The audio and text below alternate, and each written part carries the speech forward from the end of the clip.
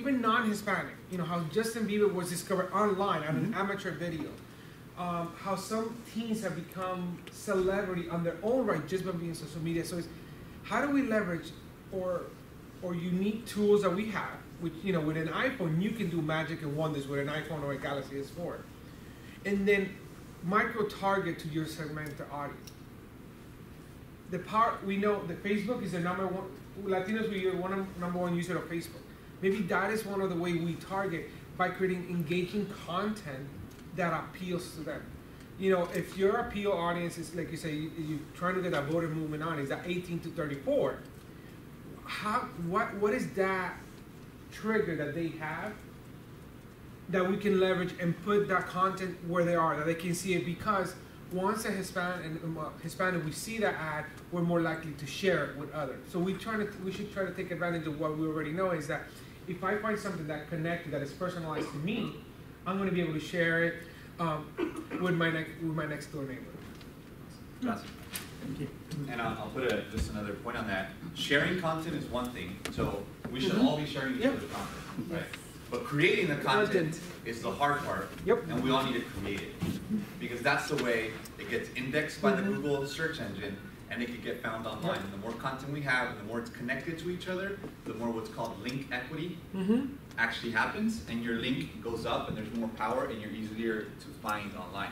Versus, I think the old school way is, you gotta have this beautiful ad that you put in a newspaper or on a commercial, and you have this huge budget that you have to put behind it, and that still happens, but now with so many platforms, you can advertise essentially on your own anywhere. So.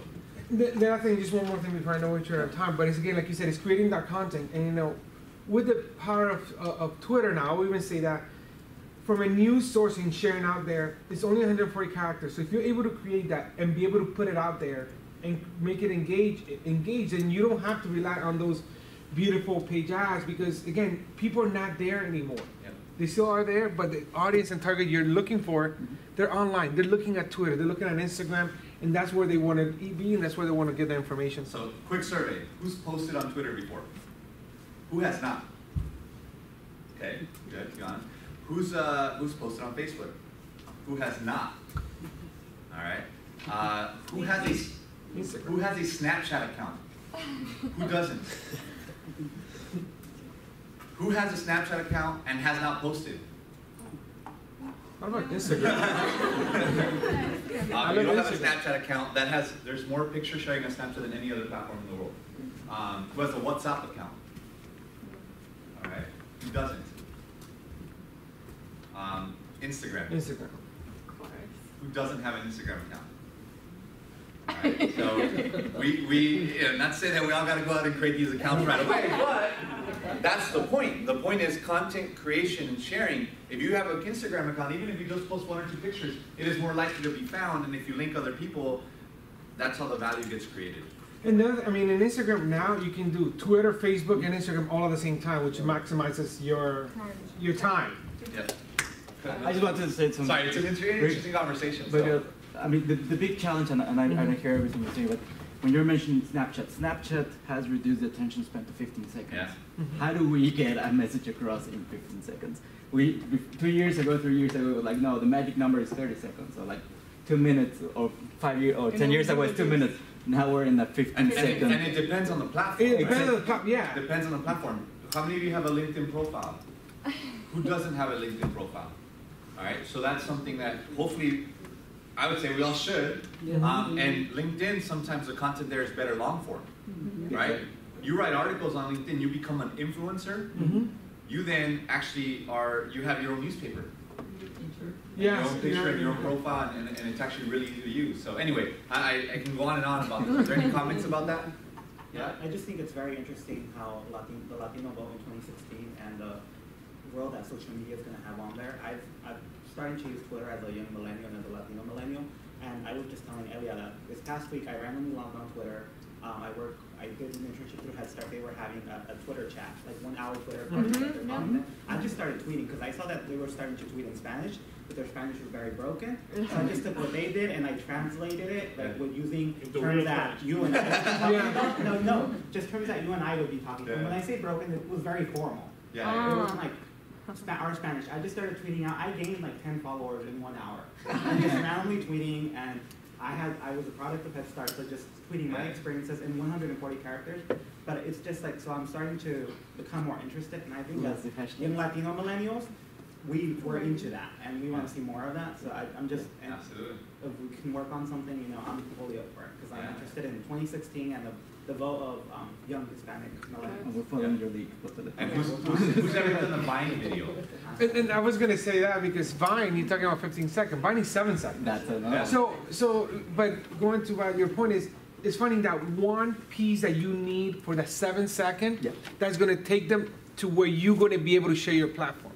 You want to get them to your platforms, but again, is using that creativity that we, as all Latinos, have, that being creative to engage them in that 7 second conversation, to take them, to make sure they're clicking on the link where you want them to go to.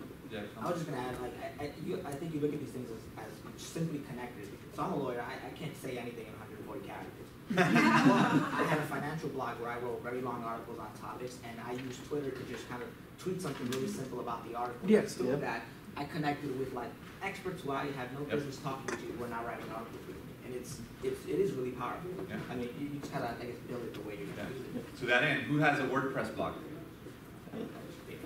Who's got a Tumblr blog? All right, these are free platforms out there that are some of the highest indexing things to be found online. Then all you got to do is post.